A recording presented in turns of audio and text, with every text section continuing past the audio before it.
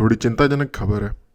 वैसे तो ज़्यादातर लोगों ने, मेरे ख्याल से जो गुफा में नहीं रह रहा उस हर बंदे ने सुन लिया होगा कि अमेरिका में जो इलेक्शन हुए उसमें ट्रंप जीत गया और 2025 की शुरुआत में या 2024 के एंड में बाइडन अपनी सीट से हट जाएगा और नेक्स्ट प्रेसिडेंट ट्रंप बनेगा। एक खबर जो शायद बहुत लोगों ने ना सुनी हो कि बाइडन ने अपने इस दौरान में, कि जब ये डिसाइड हो गया कि वो नेक्स्ट प्रेसिडेंट नहीं है, यूक्रेन को बोल दिया है कि आप long range ballistic missiles Russia के अंदर मार सकते हो, जो हम आपको प्रोवाइड कर रहे हैं बेसिकली। तो जिन लोगों को नहीं पता, बहुत बड़ी संख्या में hundreds of billions of dollar to the tune of के अमाउंट में असला देता है अमेरिका यूक्रेन को, ये जो रशिया के साथ कॉन्फ्लिक्ट है इसको लड़ने के लिए। और अमेरिकन वेपन्स के साथ एक शर्त आती है कि उन वेपन्स को कहाँ और कैसे इस्तेमाल करना है, ये अमेरिकन के साथ एक रजामंदी के तहत डिसीजन लिया जाएगा। तो अभी तक लॉन्ग रेंज मिसाइल्स रशिया के अंदर मारना अमेरिकन ने यूक्रेन को अलाउ नहीं किया हुआ था, वो वाले जो अमेरिकन यूक्रेनियंस को दे रहे हैं। पर अब जब बाइडन ने देखा कि मैं तो ऊपर पहुंच चुका हूँ, बस शक्ल से यहाँ पे हूँ, या एक फेक बॉडी प्रेजेंस, और अगला प्रेसिडेंट भी मुझे नहीं बनना, तो अब ले लो डिसीजन, ज़िंदगी के मज़े सारे अभी ले लो। तो वो ज़िंदगी के मज़े लेने के चक्कर में दुनिया से मज़े ले रहे हैं, और इस तरीके के दुस्साहस के अलावा कोई और वर्ड हिंदी में मुझे समझ में नहीं आ रहा इस तरीके के दुस्साहस वाले डिसीजन ले रहे हैं। इसमें जो लेफ़्ट साइड के लोग हैं ओवरऑल पूरी दुनिया में, जो जनरल यूक्रेन के प्रति एक सहानुभूति रखते हैं, सहानुभूति तो हर कोई रखता है, मैं भी रखता हूँ पर्सनली। इस तरीके से इन्वेड करना किसी कंट्री को मेरे हिसाब से सही नहीं है, लेकिन थोड़ी सी वो न्यूआंस डिस्कशन है, राइट। उसमें कुछ इतनी सिंपल चीज़ नहीं है जैसा लोग कहते हैं कि रशिया पागल है और पुतिन डिक्टेटर है, ये वो इतने सिंपल नहीं है ये। बट स्टिल यूक्रेन, अगर आप सिर्फ यूक्रेन को लेके देखो माइक्रोस्कोप में, तो आपको, या स्कोप में, तो आपको उनके प्रति अगर आप सिर्फ सोचो कि क्या भावना है, तो आपको सहानुभूति ऑफ कोर्स होगी उनके प्रति आपको, क्योंकि जिस सिचुएशन या वॉर से वो गुजर रहे हैं, आई डोंट थिंक कि वहाँ के लोग वो डिज़र्व करते थे। आटे की उसमें कहते नहीं, गेहूं के साथ घुन पिस जाना, वो शायद उस तरीके से पिस रहे हैं बेसिकली। तो उस तरीके से उनके लिए भाई बुरा तो लगता है।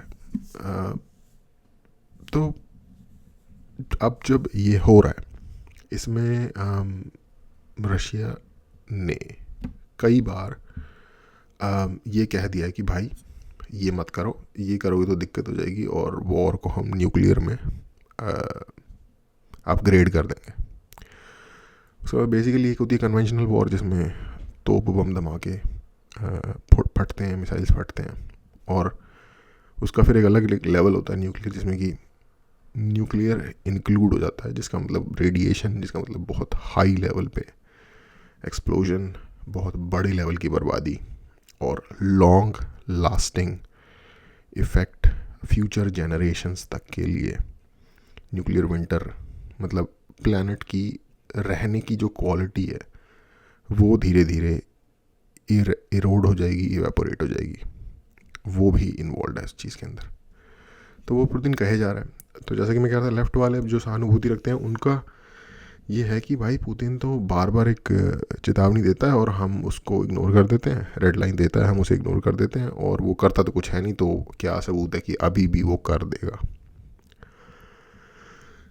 इस टाइप के लोगों से मेरी परेशानी ये है कि वो कह रहा है ये मत करो वरना मैं ये कदम उठा लूँगा, एक्स मत करो वरना मैं न्यूक्लियर कदम उठा लूँगा। आप एक्स कर देते हो, फिर वो कहता है वाई मत करना वरना मैं न्यूक्लियर का कदम उठा लूँगा, आप वाई कर देते हो।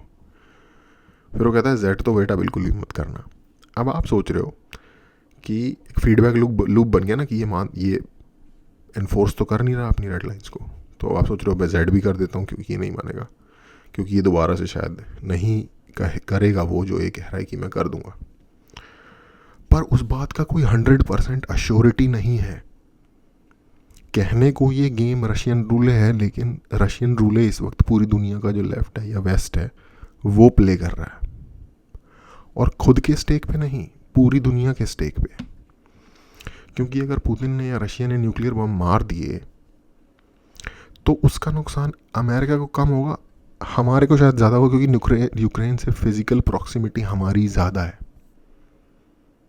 Like as an Indian. समझ रहे हैं आप मैं क्या कह रहा हूँ? तो वो हमारी खोपड़ी पे रशियन रूलेट खेल रहे हैं बेसिकली, और हमारी से भी ज़्यादा यूरोप वाले, या स्पेशली वेस्टर्न यूरोप वालों का मैं समझ नहीं पा रहा कि उनका भेजा जो है वो उन्होंने रेंट में दे दिया किसी और को, या क्या कर रहे हैं वो। दुबई में स्काई स्क्रेपर बनाने के लिए रेंट पे अपना दिमाग उन्होंने चढ़ा दिया है, क्या किया है वो, और इस चीज़ के लिए पुश करे जा रहे हैं।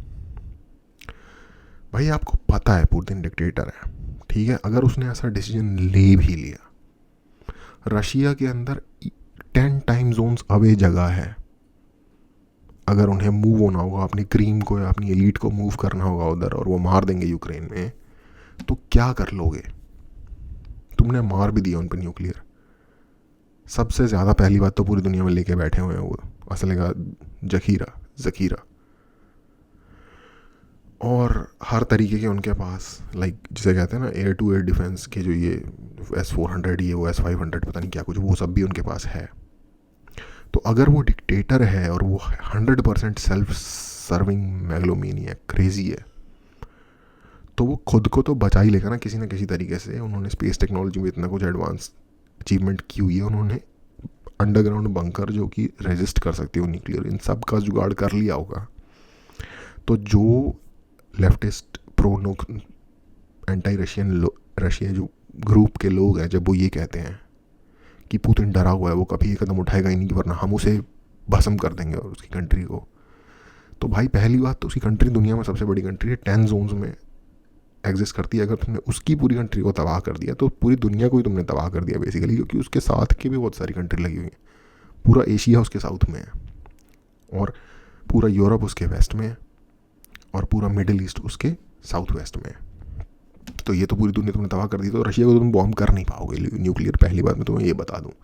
कर भी दिया तो तुम, अगर पुतिन चाहे तो तुम उसे नहीं मार पाओगे, क्योंकि वो अपना जुगाड़ कर चुका होगा, सेटिंग बिठा चुका होगा कि मैंने कैसे निकलना है यहाँ से। और क्योंकि वो इतना ही बड़ा हरामी डिक्टेटर है, जैसा कि ये लोग कहते हैं, इनके शब्द, मैं नहीं बोल रहा, तो वो ऐसा कर सकता है भाई जो तुम कह रहे हो वो नहीं करेगा। तो ये जो दुनिया में हो रहा है,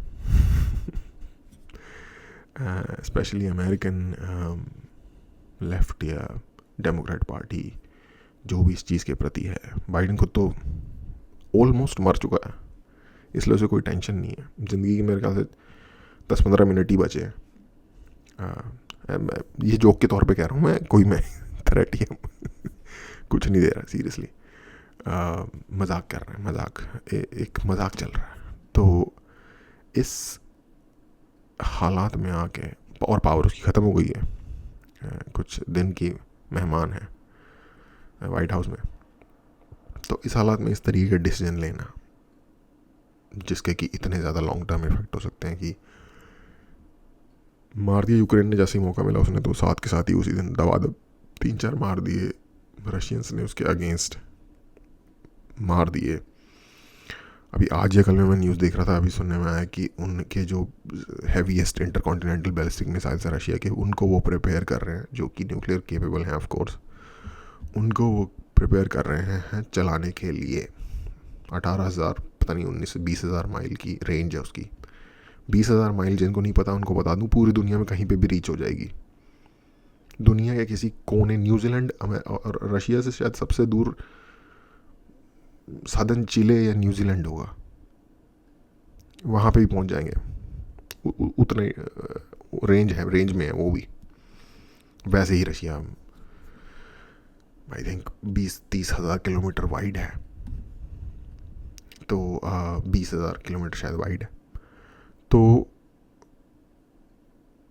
क्या मतलब यूक्रेन को तुमने बली के उस पर चढ़ा के मिसाइलें मरवा रहे हो, कल को उन्होंने ठोक दिया पूरे यूक्रेन को, कीव समेत सब कुछ ठोक ठाक दिया उन्होंने, लवीव जो कि वेस्टर्न यूक्रेन में है वो सब ठोक दिया उन्होंने,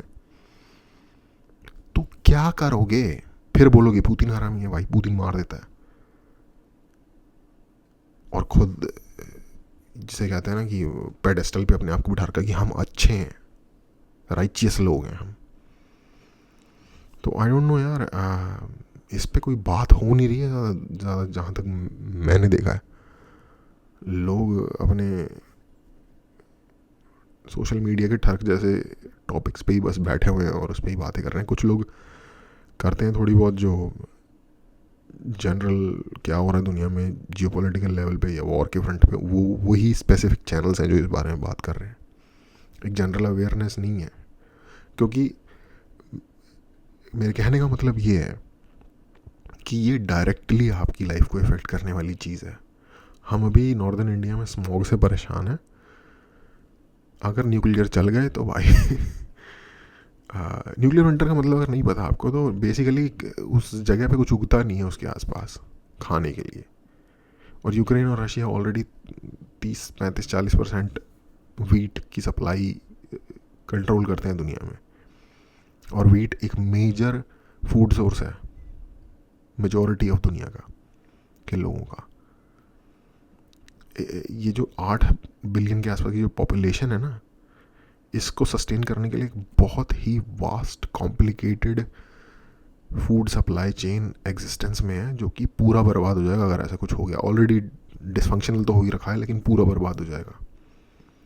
और फिर उसके बाय प्रोडक्ट में भुखमरी से कितने लोग मरेंगे दुनिया में, उसका कोई मतलब हिसाब लगाना शायद बहुत अच्छे स्टैटिस्टिशियन जो होंगे उनके ही बात की बात होगी। एनीवे, ये एक ऐसा इशू है जैसे मैंने देखा कि कोई इस पर कोई खास ना ध्यान है किसी का, ये जैसे कि बैकड्रॉप में एक हो रहा है, ये भी कोई नहीं आई गेस इतनी ज़्यादा ध्यान दे रहा कि यार ये वॉर 2022 में शुरू हुई थी अप्रैल या मार्च में, अभी 2025 आने वाला है। 5 साल में तो सेकेंड वर्ल्ड वॉर ओवर हो गई थी यार।